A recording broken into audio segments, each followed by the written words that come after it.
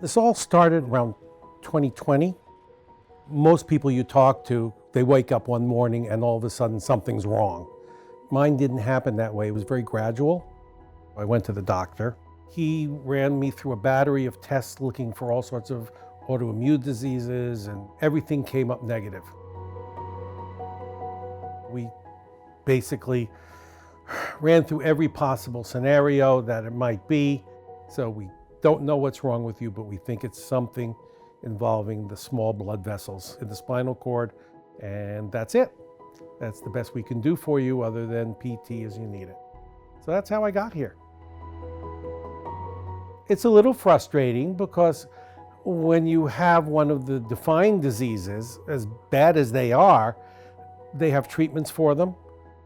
In my case, there's really nothing they can do, and it's going to follow whatever course it's going to take. So there's a high uncertainty factor there, which is kind of frustrating. I can't go out and take a walk if I want to. I can't walk the dog.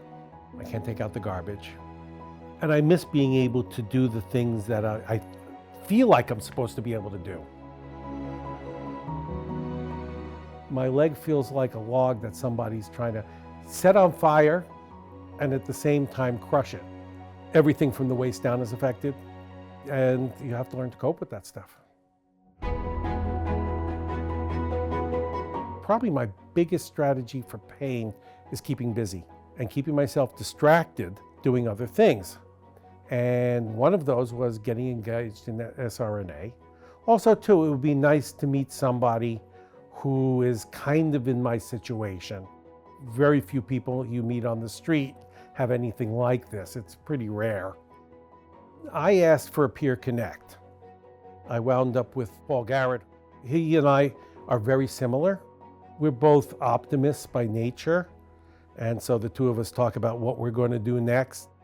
We're each other's cheering section, Paul and I. So that makes it a very special relationship. That's why SRNA is so important, of course, because they can connect you with experts, support groups where you can get a lot of information, a lot of support, and most importantly, you'll know you're not alone, that there are plenty of us out there.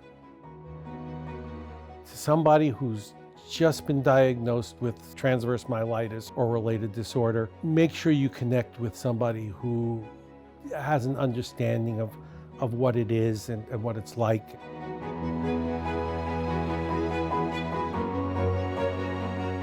Paul is somebody I wouldn't have met except for SRNA, and I'm really so grateful for that.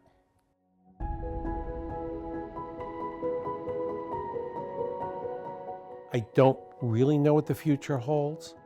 This isn't the best way to live, but it's a heck of a lot better than the alternative.